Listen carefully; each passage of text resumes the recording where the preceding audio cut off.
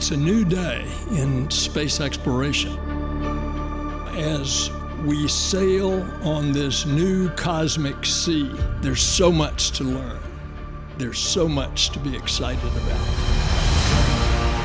American companies will soon land payloads on the moon for the first time. These missions are really challenging and risky.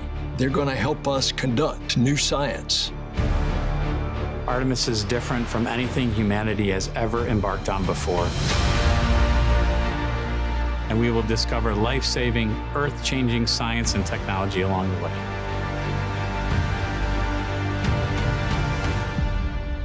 We're delving deep into what science can be achieved by humans working together with robotic capabilities and future infrastructure to support a long-term human presence at the moon. The main purpose of the International Space Station is to perform science. The fact that we'll have two companies able to provide the opportunity to reach low Earth orbit, it'll change the way we look at how we fly to space.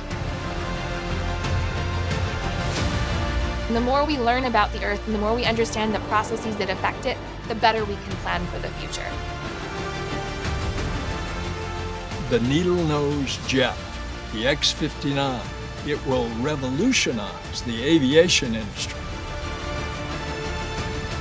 We will show what is possible when we dare to reach distant cosmic shores.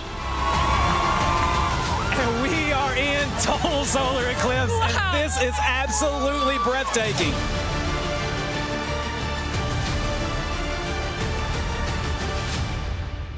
Onward and upward.